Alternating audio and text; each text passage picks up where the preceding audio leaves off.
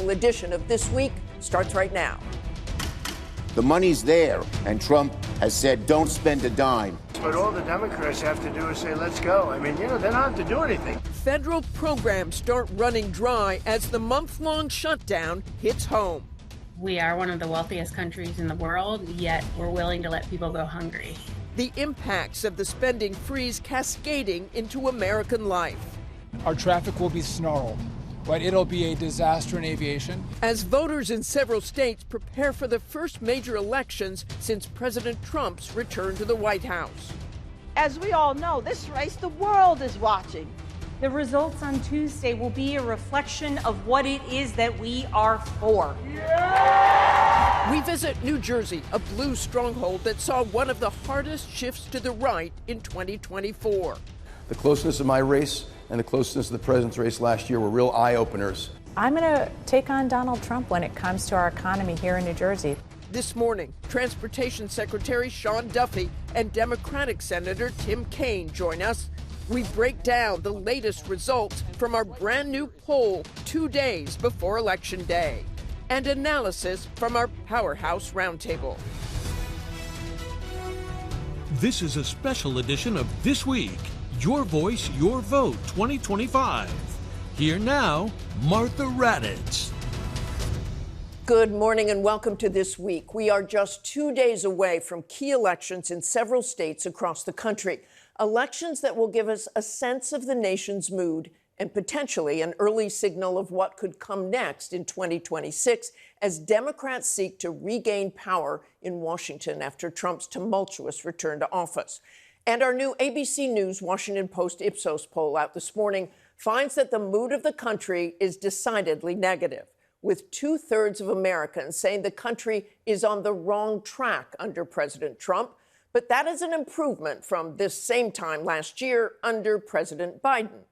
The economy is a major part of the current discontent, with more than 6 in 10 Americans disapproving of how President Trump is handling the economy, as well as tariffs, and a similar share blaming him for the current rate of inflation. Overall, a majority of Americans disapproved of the president's handling of every issue we polled. As for the Democrats, more Americans say the Democratic Party is out of touch with the concerns of most people in the U.S. today than say the same about Trump and the Republican Party. All of this comes as more Americans are starting to feel the fallout from the now month-long government shutdown, which seems to have no end in sight. And that's where we start this morning with ABC's Jay O'Brien. The government shutdown now on the brink of becoming the longest in U.S. history. Republicans are living in fantasy, pretending as if the issue will fix itself. The blame for this lies 100% with the senators sitting over there on the Democrat Party.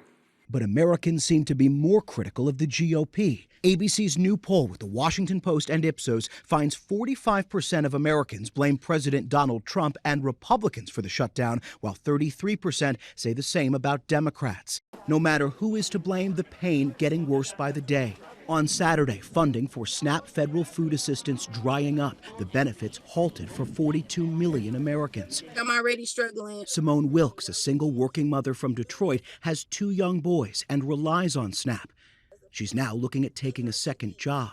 It has been days where the kids eat and I'll just survive off water. The Trump administration reversing an earlier plan to use the Department of Agriculture's emergency funds to cover the program during a shutdown. It is a contingency fund that can only flow if the underlying appropriation is approved. But on Friday, a federal judge ordering the administration must continue funding SNAP during the shutdown.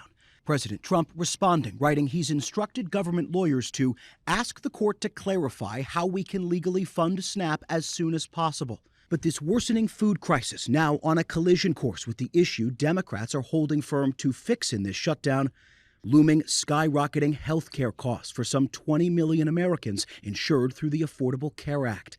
And with tax credits set to expire, enrollees on average set to see their premiums more than double. It's devastating.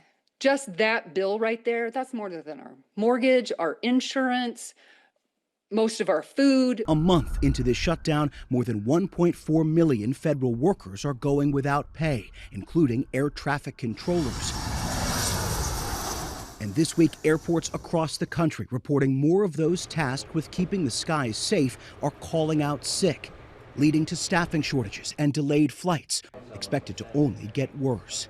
The prospect of going another pay period without pay is weighing on the minds of myself and all the people that I work with.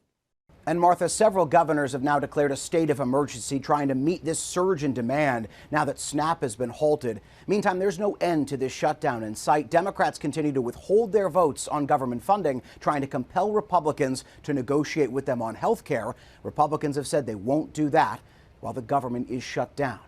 Martha. And for more on the impacts from this shutdown, including on air travel, I'm joined now by Transportation Secretary Sean Duffy. We're so pleased to have you here this morning, Mr. Secretary.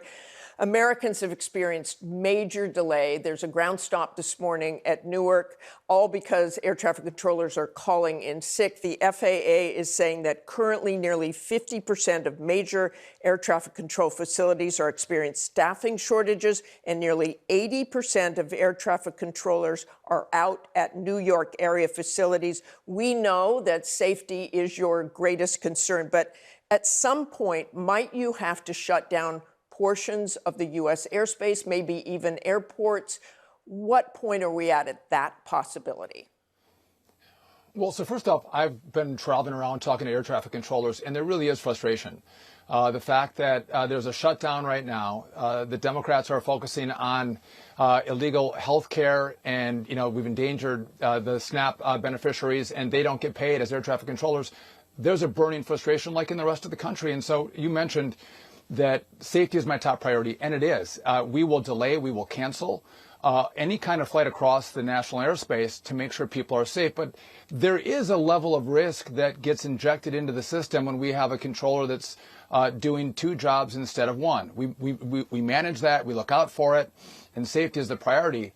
We'll take all steps necessary, though, to make sure that you get from point A to point B and you do it safely. And just again, how close are we to this point where you might have to close airspace or airports as we watch air traffic controllers calling in sick? Well, so first off, if you look at other shutdowns, our air traffic controllers, God bless them, they've been coming to work. They're frustrated, but by and large, they've come. They're not getting paid. And so I can't predict, Martha, what's going to happen in the future. But as each day goes on, and again, it's not you miss a paycheck, but every day you have expenses, food and gas, and then bills come in, whether it's Netflix or your YouTube TV.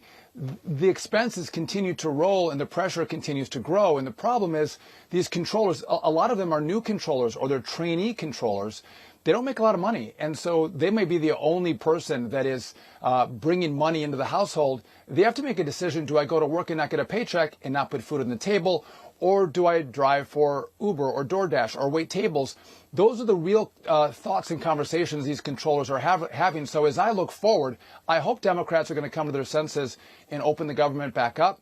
But I would just tell you, as bad as it is, the numbers you just gave, we will look back, if the government doesn't open in the next week or two, we'll look back as these were the good days, not the bad days. It's only going to get worse. And Martha, just one other point on our controllers. I think you've reported, we have really old, antiquated air traffic control equipment. We have the most efficient and safe airspace, not because of the equipment, but because the great men and women who control the airspace. And we should treat them like the professionals that they are and pay them. Well, let's talk about that. The Trump administration this week paid service members by using $2.5 billion in housing funds from the so-called Big Beautiful Bill. Why haven't you done something similar with air traffic controllers? Yes, we've looked throughout our funding mechanisms to see how we could pull money in and pay our controllers. We kept Essential Air Service operational. We're paying our academy students at Oklahoma City, but they get a stipend as they go through the academy. We're pulling in whatever dollar we can, but there's real restrictions when you don't fund the government. When you say there's no dollars available, it becomes really challenging to find dollars to pay the different components of really critical workforces that keep our country moving forward. And again, it's simple. Democrats open up the government, negotiate a deal, have a conversation, introduce a bill, debate it, vote on it. But shutting the government down is not the pathway forward, I think, to make sure you get your way and you get your will. And Mr. Secretary, I want to read from our poll. ABC's new poll with the Washington Post and Ipsos finds 44% of Americans blame Donald Trump and the Republicans for the shutdown, while 33% say the same about Democrats. So people are looking at this because the Republicans obviously have both houses of Congress and the White House and putting the blame on Republicans. So what should Republicans be doing? Well, I think it's important to say in September, Republicans said we should have the same funding levels in September as we do in October. We didn't change anything. Again, you don't use shutdowns to pass bills. You don't hold the American people hostage. You don't hurt the American people to get leverage. And that's exactly what Democrats are doing right now, because people are getting hurt. And again, whether you're traveling home to see your family or go to a funeral or a wedding or you're on a business trip, the hours that people are spending in airports, Democrats see that as leverage. And this is not the pathway to get your way or get your will. And I would just note, Martha, Donald Trump had a historic election. He won the popular vote. He won the 7 swing states. Democrats roundly lost. And so now to say I'm going to shut down the government to get my way, my will, listen, you can't cave to that. Otherwise, you're going to have a shutdown every third month.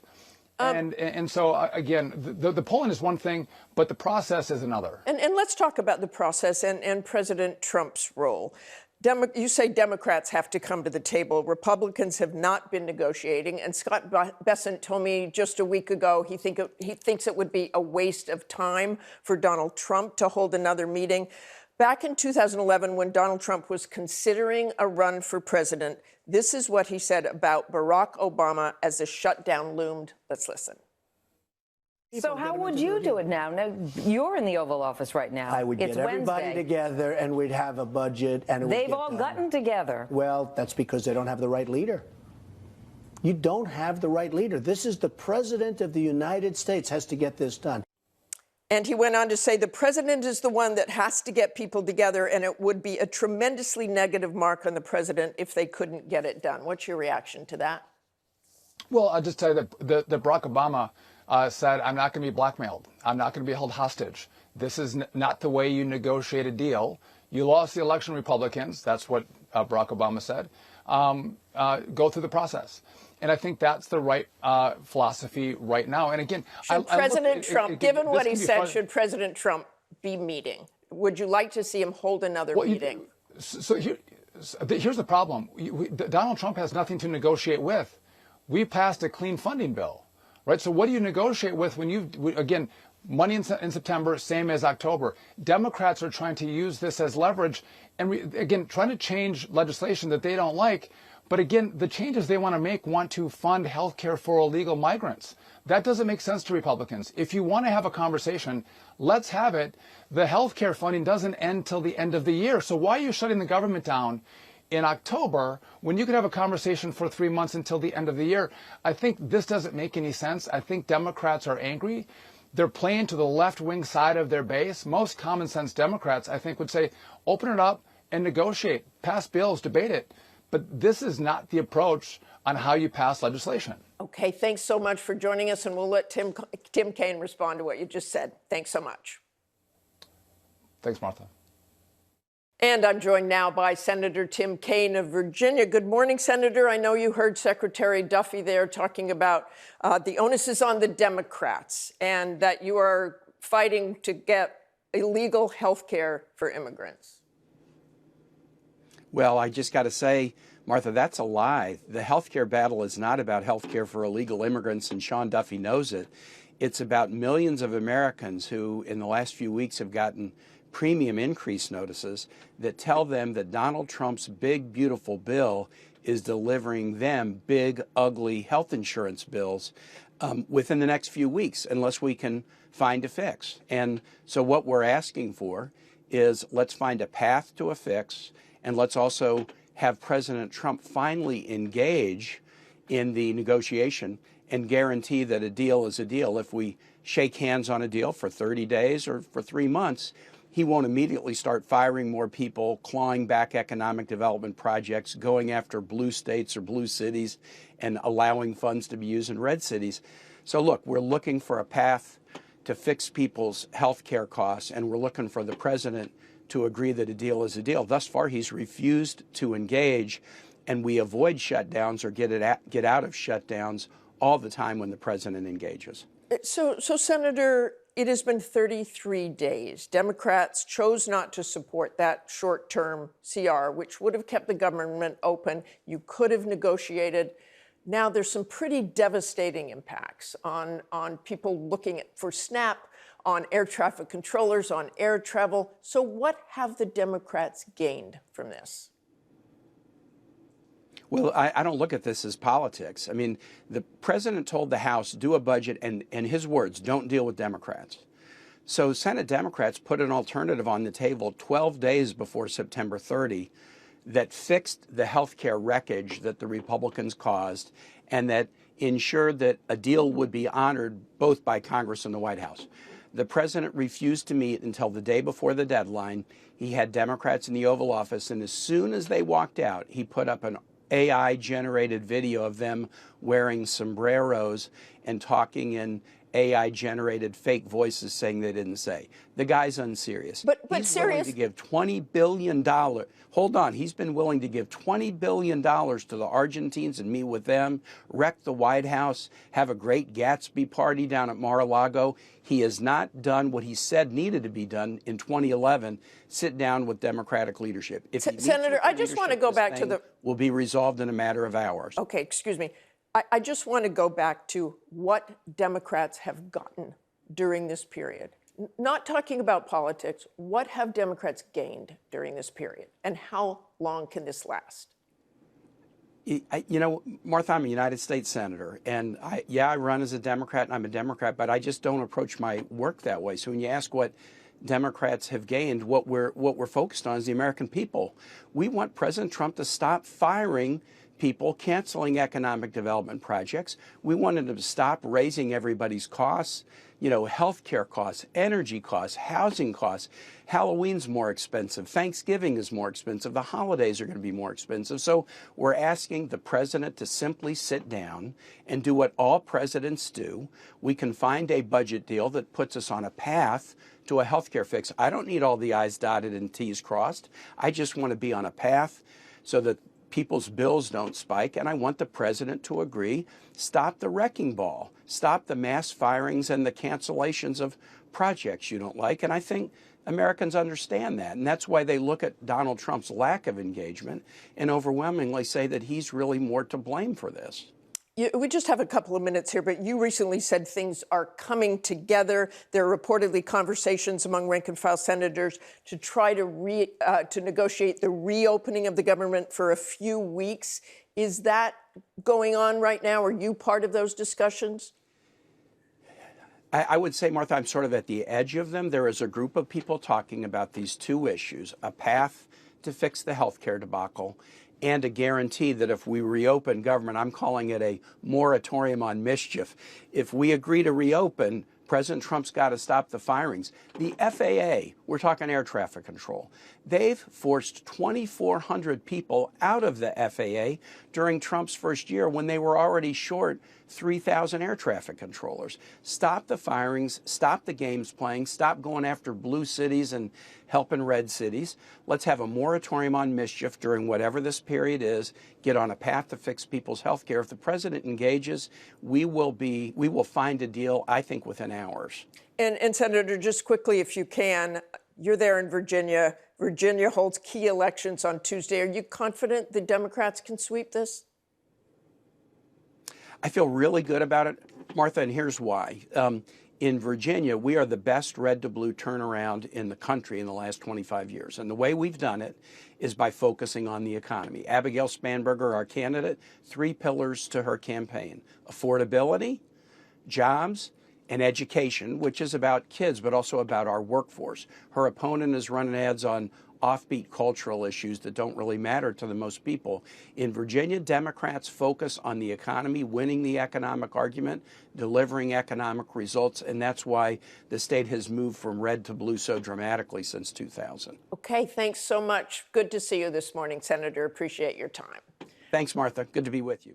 Up next, our report from New Jersey looking at what's driving voters there ahead of Tuesday's critical elections. Plus, Rick Klein breaks down the races from New York City to Virginia to California. We're back in 2 minutes. We need leaders who will tell the truth and who will take responsibility and tackle hard problems and bring people together instead of tearing them apart. We need leaders who won't serve bosses in Washington or big corporate donors, but instead will serve the people who put them there. Former President Barack Obama hitting the campaign trail this weekend in Virginia and New Jersey. Tuesday's elections in several states will be a critical test of where the country stands 1 year after returning Donald Trump to the White House, and a potential signal on whether Democrats have a chance to retake Congress 1 year from now. So ahead of Tuesday's final voting, we look at how both sides are making their closing arguments to voters. Virginia, are you fired up? From the high-stakes gubernatorial races in Virginia and New Jersey to the contentious mayor's race in New York City and California's consequential redistricting measure that Governor Gavin Newsom is counting on. We're going to meet the moment not just with rhetoric, but through action. For Democrats, this will be their first try at redemption since President Donald Trump's re-election. In Virginia, moderate Democrat Abigail Spanberger, a former CIA officer and congresswoman, has maintained a modest lead over Republican nominee Winsome Earl-Sears, the state's current lieutenant governor. New York is not for sale. And in New York, progressive Zohran Mamdani holds a substantial lead over his opponents, including former Governor Andrew Cuomo, running as an independent. But it is New Jersey that could hold the biggest challenge for Democrats, where moderate Congresswoman and former Navy helicopter pilot Markey Sherrill's lead is anything but certain. We met up with her in Asbury Park between campaign events, where her message is clear. I'm going to fight incredibly hard for families, for kids to get costs down. And I'm going to take on Donald Trump when it comes to our economy here in New Jersey. But the historically blue state has moved to the right in recent years. Former Vice President Kamala Harris won New Jersey by just 6 points last November, down 10 points from former President Joe Biden's lead in 2020. What happened in New Jersey for that right turn in 2020? I think New Jersey is really representative of what's going on in America. We have a lot of middle-class voters who are looking at their costs go up year after year after year, and who felt as if nobody was hearing them. And so they decided to take a chance on a Trump administration because Trump promised to lower their costs. Unfortunately, he has done anything but. We've seen costs skyrocket here. Republican nominee and former Assemblyman Jack Ciattarelli came close to the governor's mansion last election, losing to Governor Phil Murphy by just 3 points. This is very different from 2021. I'm not running against an incumbent, and there's a lot less indifference this time around, not only inside New Jersey, but around the country. The closeness of my race and the closeness of the president's race last year were real eye-openers. The Trump administration's decision to withhold congressionally approved funds for the Gateway Tunnel project connecting New York to New Jersey has faced major blowback. He's playing hardball negotiation tactics with a very uncooperative Democratic Party. By the way, my opponent, if she feels that seriously about the Gateway project, then vote yes and reopen up the government. Down in Pennsville Township, we met Bishop Kendon Gibson, a former Democrat turned independent who voted for Trump in 2024 because of the economy. I voted for policy change, lowering taxes. But this election, he's voting blue. I think that Markey Sherrill is more for the people.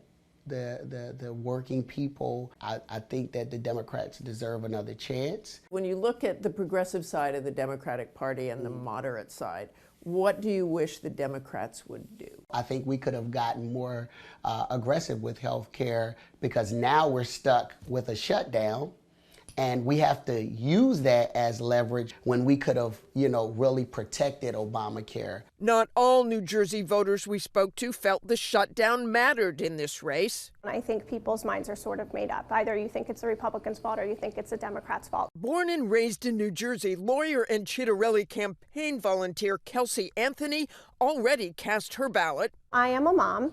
I have 2 young children.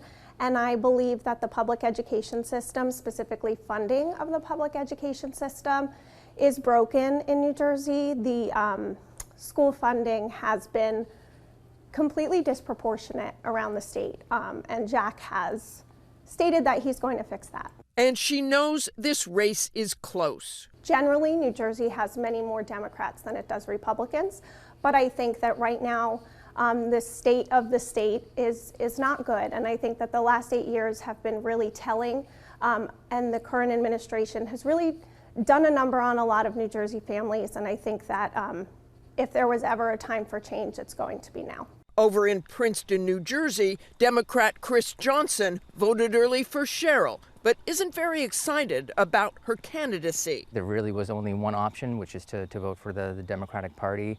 But to be honest, it feels to me a little bit like picking the least worst option, and the fact that we did put so much effort into canvassing and getting the word out and making the phone calls, and it was that close in the presidential election and then even in the prior gubernatorial election is worrisome. I think New Jersey is much more purple than people realize. He says Democrats need to focus less on Trump. There's been far too much of an emphasis on continuing to run against Trump and not focusing on what they are going to do with their own messaging, their own platform to improve the lives of people. I think running an ad saying, hey, I'm a mom and I'm a helicopter pilot, so therefore vote for me, that's not a winning message.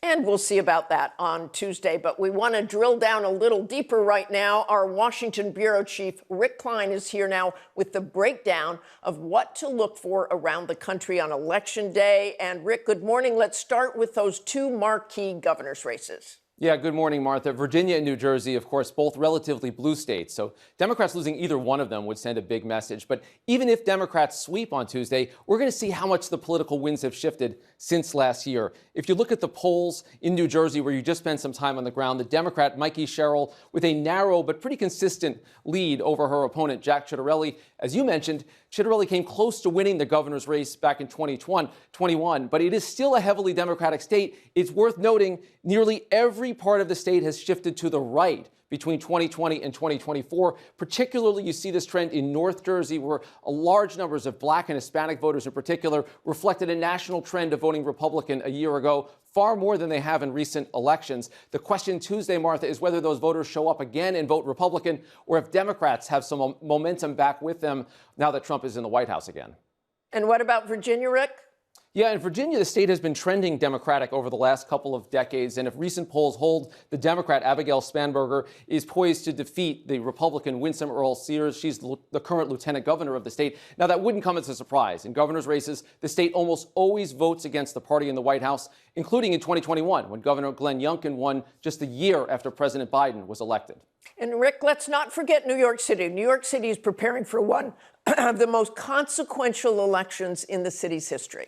Yeah, and this could easily be the biggest story coming out of Tuesday night. Polls show Zoran Mamdani, the 34-year-old self-described democratic socialist, well ahead of his opponents. And what's striking here is how much interest has been in this election. Almost 600,000 New Yorkers have already cast their ballots in early voting. That has already smashed the record for a mayoral election in New York. Mamdani represents generational as well as ideological change. National Republicans are actually probably even more eager than Democrats to see him rise to prominence, given his calls for higher taxes on corporations and the wealthy, and his past calls, which he has since reversed, to defund the police. You certainly have seen him reverse those. And finally, Rick, Democrats are counting on California to approve new congressional maps on Tuesday.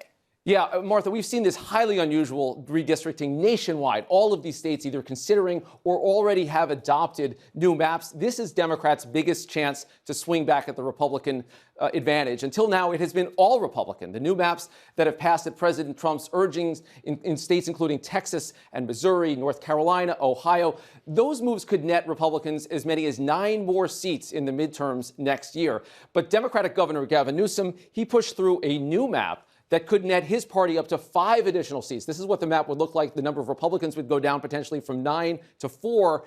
And if voters make that a reality on Tuesday, it's a big, big change. Although even if it passes, it's worth noting, Republicans are likely to get a lot more out of redistricting than Democrats. It looks like they'll get a handful of seats at least out of this in an election where the balance of power just could not be tighter next year, Martha.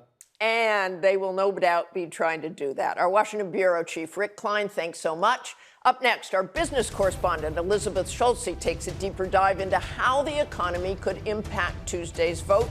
And later, our Powerhouse Roundtable. In our new ABC News Washington Post Ipsos poll, some 52% of Americans say the economy has gotten worse since Donald Trump took office, nearly double the 27% who say it has improved. ABC's Elizabeth Schulze takes a closer look at why the economy is front and center in voters' minds.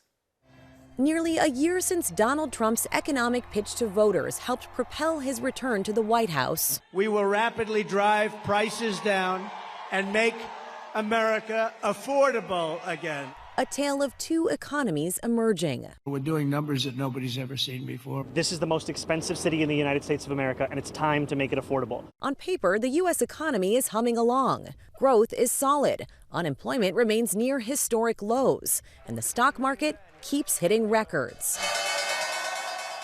But prices are also increasing, and economists say President Trump's tariffs are a key reason why. There will be some additional increase in inflation because it takes a while for tariffs to work their way through the production chain. In the past year, prices are up for most basic essentials. The latest government inflation report shows utility bills are up 12% in 1 year, electricity bills up 5%, daycare costs up 5%, rent up 3.5%, and food prices up 3%. Everything has gone up. Everything. We spent an afternoon with Julie Luceni, a clinical technician at a hospital and single mom of 3 in Virginia, who's struggling to keep food on the table. After paying for groceries, bills, and rent, Julie says she only has $100 left until she receives her next paycheck. It's really tough to the point that, like, even when school is about to start, my kids will literally just have either 2 pairs of shoes for like the whole year.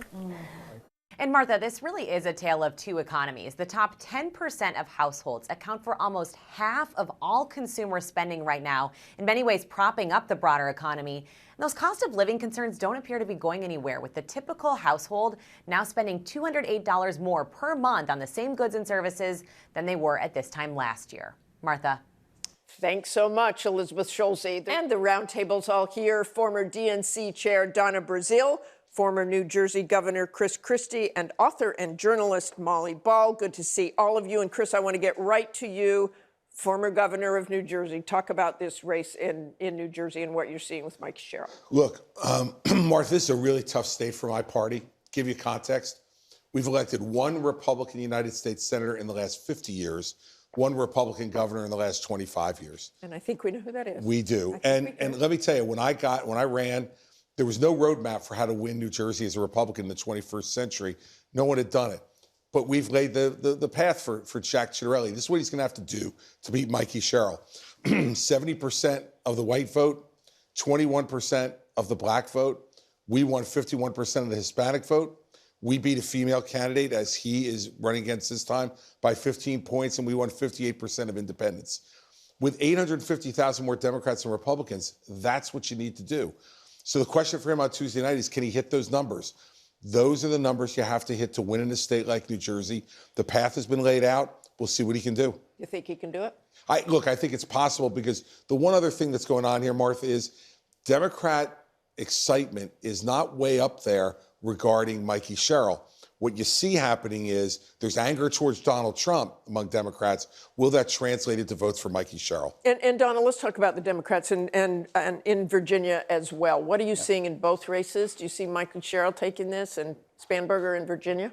Well, you know, New Jersey is seen as, the electorate at least, is seen as very, it's like elastic. Everybody thinks you can stretch it. Donald Trump came within 6 points. In 2020, Joe Biden beat Trump by 16 percentage points. Kamala Harris only beat him by 6 points. The Republicans made significant inroads in New Jersey. Chris and I remember on election night a year ago, that at 10:45, I looked at him and I said, what the hell is going on in Passaic County? I mean, I know New Jersey, and I was like, Chris, what's happening? Because Trump was shifting the electorate.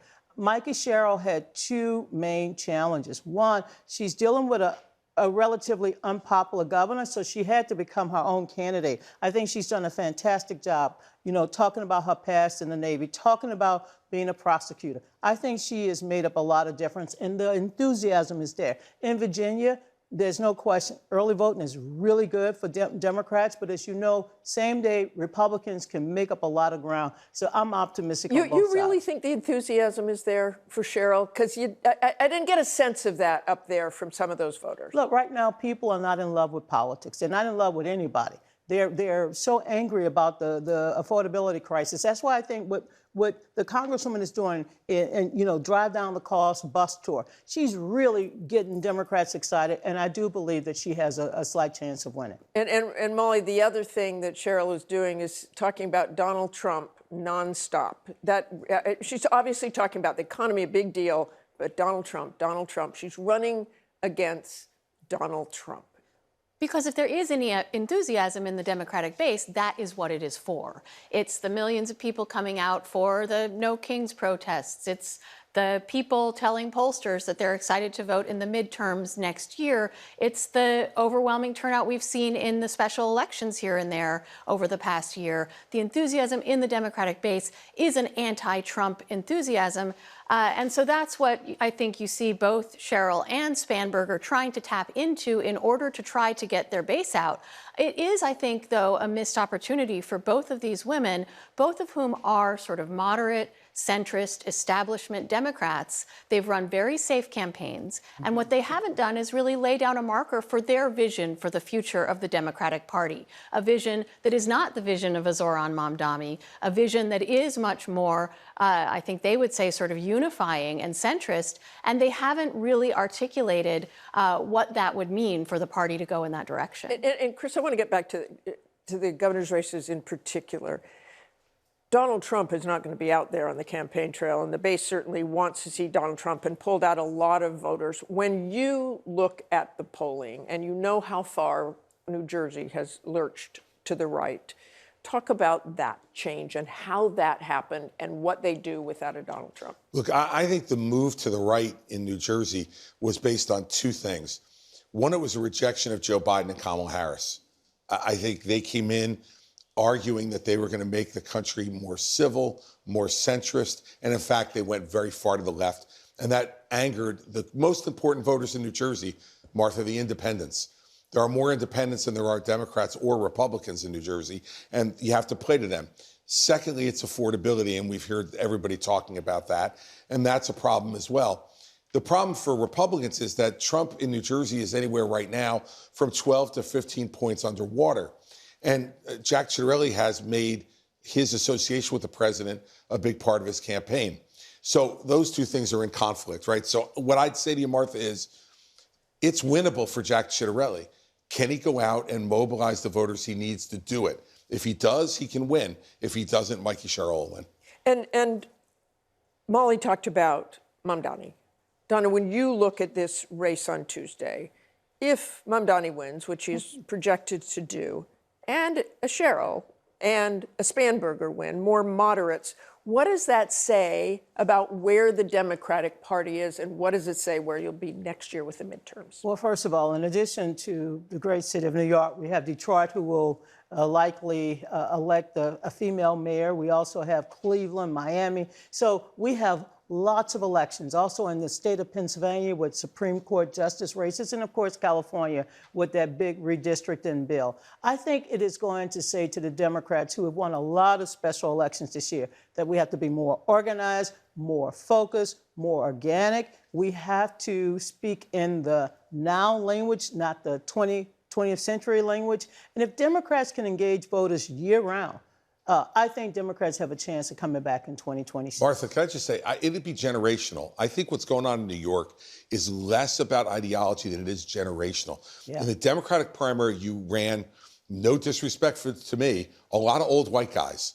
in the primary against Zoran Mamdani. He stood out in the way he communicated and how he appealed. Less about his message, I think, than about that generational change. And I think Democrats need to look at that. And Molly, I want to also talk about this shutdown and what effect that has. Nothing's going to happen until the government opens up again. And you heard everybody this morning, Senator Kaine and Duffy, Secretary Duffy, talk about this. Where is it? Senator Kaine mentioned kind of that there might be some progress. Well, the progress is all, as you said to Senator Kaine, it's all among the rank and file. The leaders still are not talking to each other, and nothing, as you know, happens in Congress until the leaders talk to one another. I do hear from my sources on Capitol Hill that they think there's a possibility for a breakthrough after the election on Tuesday, that might be the impetus for people to try to come together in some way. But this has been the strangest shutdown because there is just no urgency there. It's gone on for so long. It's starting to affect people. We see in the polling, Americans are not happy with it. They don't like shutdowns, but it just has not been the sort of consuming story that would light a fire under people. And even in this new polling that we have, we see that the numbers haven't really budged. People blame the Republicans slightly more, but that's not changing. There's no momentum for one side or the other. And so I just think you have two sides that are so dug in, and neither of them really sees any reason to come to the table and resolve it. No reason to come here. Very quickly, Donna, got 10 seconds. I missed the gangs, the gang of six, the gang of eight. They normally would come in at the last minute and pull things together. We need those gangs to come back, those gangs of leaders. And maybe they will, because I think next week will be pretty bad, as Secretary Duffy pointed out. Maybe that will be the catalyst. Thanks to all of you. Up next, President Trump says the U.S. will resume nuclear weapons testing. Senator Ed Markey warns that could lead to a new nuclear arms race. I'll speak with him when we come back. Are you talking about literally resuming underground nuclear detonation tests? You'll find out very soon, but we're going to do some testing, yeah. Other countries do it. If they're going to do it, we're going to do it. Okay, you can't clarify whether you will resume. I'm not going to say yet. I mean, I know exactly what we're doing, where we're doing it, but other countries are doing it, and if other countries do it, we do it. President Trump on Friday responding to questions about his call for the U.S. to resume nuclear testing. I'm joined now by Senator Ed Markey. He's the founder of the National Nuclear Freeze Movement and has been working to end proliferation of nuclear weapons since the beginning of his career. And he has introduced legislation to stop renewed nuclear testing. It's good to see you this morning, Senator Markey. The president was quite clear midweek that he wants to resume nuclear testing and to keep up with those who are doing it. U.S. hasn't had a test since '92. North Korea was the last to test a nuclear weapon in 2017. What do you think he's talking about, and what will happen? Well, first, he's wrong. Other countries are not engaging in nuclear testing. The Russians, the Chinese, they have not tested since at least 1996, when the Comprehensive Test Ban Treaty was put into effect. And it would be a gift to China. It would be a gift to Russia. Chinese have only tested 45 times. We've tested more than 1,000 times. So it would give them an ability to catch up to us with the sophistication of their nuclear weapons technology. What I think he's responding to is the announcement by Putin that they are testing missile delivery systems for nuclear bombs. That's a different subject altogether. And the reason that Russia, the reason that China is developing new missile delivery systems is that the United States pulled out of the anti-ballistic missile system. It is because Donald Trump has announced that he is going to deploy a golden dome over our country. Thousands of satellites with interceptors on them to knock down incoming Russian or Chinese missiles with nuclear bombs on them.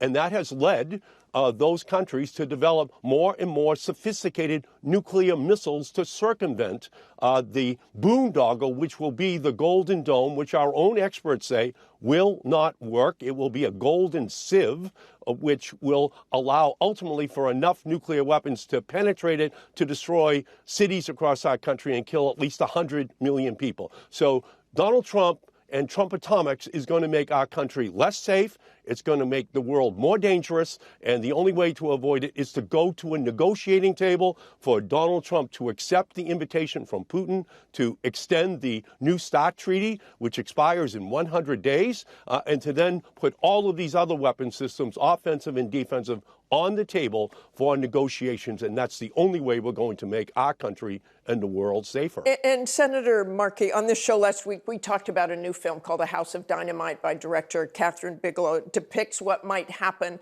if a nuclear missile came to the U.S., was launched toward the U.S. And there's a line in the movie that says it's a coin toss whether we could intercept it. The Pentagon apparently has some problems with that, saying we've been 100% successful in a memo that was leaked to Bloomberg. Your response to that quickly, if you can.